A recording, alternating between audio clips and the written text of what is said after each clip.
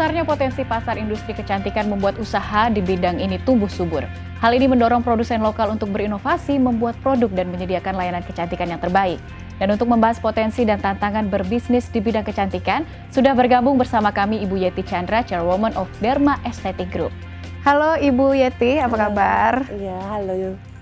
Oke, Bu Yeti, kita akan bahas ya industri kecantikan ini. Sebelum kita membahas bisnis di bidang kecantikan, bagaimana perkembangan dan pertumbuhan bisnis Bu Yeti di Klinik Dermaster Indonesia saat ini? Saat ini ya kita sangat growing. Basically di Indonesia itu bisnis kecantikan tuh tidak ada matinya lah ya. Semua orang pengen cantik, of course. Betul. Wanita, dan gak ada juga yang pengen gendut, gak ada yang pengen botak kan. Jadi it's a very big growing business in Indonesia. Secara overall. Kemudian Bu Yeti kan Dermaster sebagai salah satu bukti ya kesuksesan bisnis kecantikan di Indonesia. Sebenarnya seberapa besar peluang dan tantangan untuk memulai bisnis di bidang kecantikan ini, Bu? Sebenarnya untuk memulai bisnis apa aja tuh sebenarnya kalau ada uang kan gampang ya. Tapi harus punya passion ya, karena kalau tidak ada passion, apapun yang dikerjain itu juga kan pasti akan fail at the end ya. Karena bisnis kecantikan itu tidak mudah. Bisnis kecantikan itu membuat mudah, tapi menjalankan itu tidak mudah karena kita harus upgrade teknologi, harus juga memanage people, ada leadership, dan juga kan kita harus selalu melihat apa sih yang sekarang lagi trending gitu loh. Karena kan tidak mudah ya. Jadi harus update terus, punya passion. Intinya sih itu.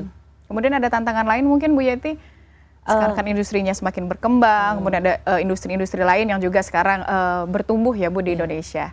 Oke, di bidang estetik ini terus terang kita bukan hanya di bagian klinik aja kita menjalani bisnis di bagian klinik. Kita juga ada Dermaster, which is medium to high-end clinics. Kita sekarang juga ada yang namanya Derma Express, middle to low-end clinics.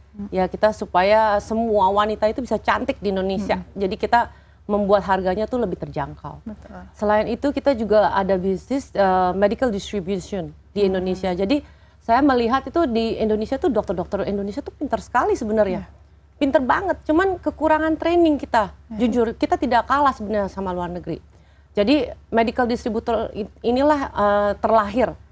Pas lagi saat kita membuat bisnis ini, kita membuat training center, update ilmu ke luar negeri, dan kita mengajari seluruh dokter-dokter Indonesia, bukan hanya di grup kita aja, supaya mereka bisa jago di filler, jago di penyuntikan, jago di penarikan benang.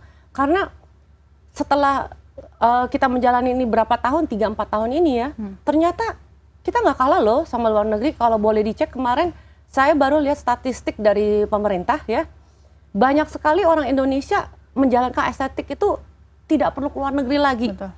Saya bangga banget, itu benar-benar ya, one of the reason itu kita yang mengerjakan itu, mau training dokter-dokter, saya merasa bangga sekali gitu loh. Jadi dokter kita tuh sebenarnya pintar, cuma kekurangan training aja lacking. Betul, jadi dari dokternya juga kompeten ya Bu di Dermaster, kemudian tadi memperluas segmentasinya, ada Dermaster, ada Derma Express juga. Nah Bu Yeti tadi menyebut soal luar negeri nih Bu, gimana melawan tantangan ini ya Bu ya, adanya gempuran produk dan layanan-layanan dari luar?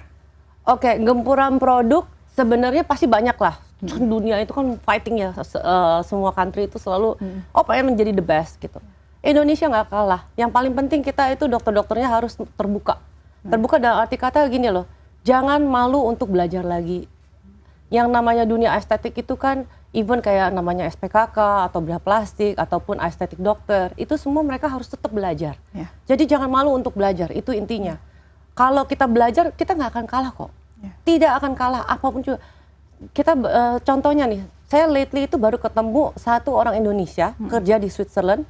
Dia itu scientist. Ternyata dia bikin stem cell untuk government pemerintah di Switzerland. Saya kaget, itu orang Indonesia. Itu orang Indonesia ya Bu ya? Laboratorium. Jadi saya itu bangga sekali loh sebenarnya sama orang Indonesia. Cuman ya itu, jadi saya cuman kasih masukan aja. Walaupun kamu bedah plastik, walaupun Anda SPKK ataupun baru kamu pun dokter estetik, janganlah berhenti untuk belajar dan jangan malu, karena kita sama-sama belajar itu untuk memajukan diri kita sendiri. Jangan ngeblokin semua orang gitu loh. Betul. Jadi untuk luar negeri, contoh nih ya, boleh saya ngomong, berapa tahun lalu, mungkin 10 tahun lalu, saya pernah diinterview sama CNBC. Itu masih ada tuh TV-nya, saya masih baru ingat. Saya bilang, saya tuh pengen majuin negara ini, pengen majuin dokter-dokter kita. Makanya medical distributor itu kita orang prepare kan. Sekarang ini statistiknya, Indonesia itu, orang Indonesia yang perawatan ke luar negeri untuk estetik kulit itu hampir tidak ada. Mungkin persentasenya mungkin less than 5%. Jadi itu yang membuat kita nggak perlu takut sama luar negeri. Berarti yang mungkin dulu trennya ke luar negeri ya Bu, untuk melakukan operasi segala macamnya, sekarang berarti. Nah kalau operasi kita masih perlu, operasi masih banyak nih yang pergi ke luar negeri deh. Saya sih ngomong jujur aja. Makanya kita dalam planning kita ke depannya kita juga akan ada yang namanya bedah plastik, dan kita juga ada dalam planning kita itu perkembangan lagi ke depannya untuk dunia seperti stem cell. Kita akan ada project baru ke depannya di grup kita ini. Oke, baik. Terakhir nih Bu, tips untuk para pelaku bisnis di dunia kecantikan agar bisa berkembang seperti Dermaster. Jangan berhenti untuk belajar, jangan malu untuk belajar, jangan juga menyerah. Oke, jangan berhenti belajar dan jangan menyerah. Terima kasih Bu Yeti hari ini, diskusi kita menarik sekali. Demikian dialog singkat kita hari ini. Saya Cynthia Karani, sampai jumpa.